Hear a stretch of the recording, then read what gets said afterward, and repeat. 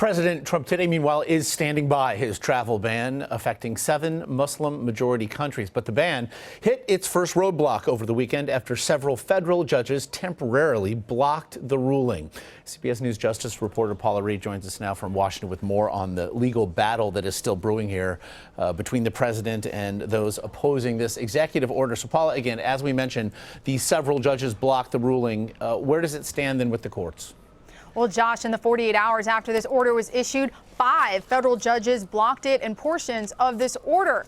Now, the first judge was in Brooklyn late Saturday night. That judge said that the government could not deport anyone as a result of this order. A few hours later, a judge in Boston said not only can they not deport anyone, that they should not detain anyone, and that they should severely limit any of this secondary screening.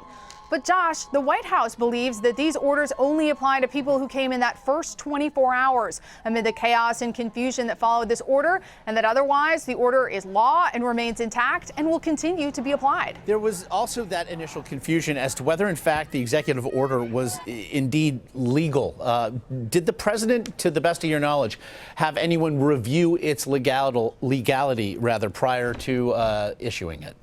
Would you remember, he issued this without having an attorney general or a secretary of state. Most of his legal and policy framework really isn't in place yet. Now, the Department of Justice does have an office where he can bring his executive orders to be reviewed. He doesn't have to, but he can. It's called the Office of Legal Counsel. Josh, it took them 2 full days over the weekend before they could give me a straight answer on whether or not they reviewed this order. They confirmed they reviewed it, but they would not say whether or not they approved it for its legality. The administration says it was approved. We now have the Council on American Islamic Relations also filing a lawsuit. What are they arguing?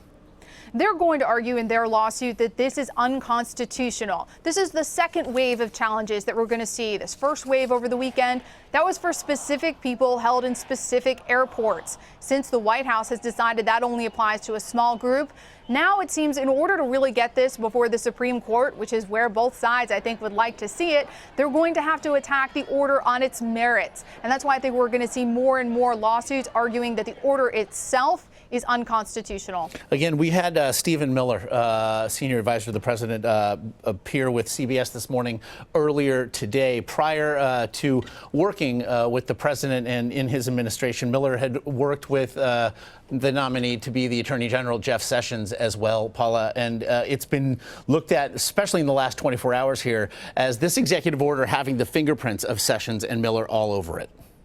That is definitely possible. When Sessions was asked about this, it seemed that he would be in support of further, more aggressive vetting of any refugees and immigrants coming to the United States. So it is possible, but we have not confirmed that Sessions has had any input. Of course, we're waiting for him to be confirmed. He could potentially be confirmed tomorrow, and then he would be Attorney General and have an oversight of the entire Department of Justice and have a really significant role in any immigration policy here in the U.S. We also are then waiting for the nominee to the Supreme Court from President Trump. He did say that that would be announced 8 p.m. Eastern tomorrow. How will that, if nothing else, inform what we see here?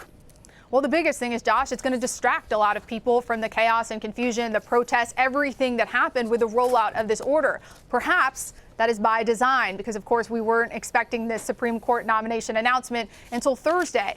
But if this question does eventually get to the Supreme Court, it's not clear whether or not whoever is nominated will already be on the court by that time.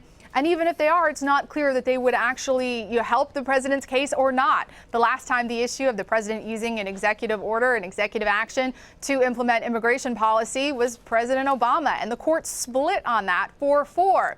But it's not necessarily definitive that Trump's pick would side with him, because the question isn't, do you like President Trump? The question is whether or not the president has the discretion to issue broad orders on immigration policy, or whether or not that is the job of Congress. Perhaps something else that can be misdirected by other announcements, as we might see happen tomorrow night. Paula Reid, there for us in Washington. Paula, we do appreciate it.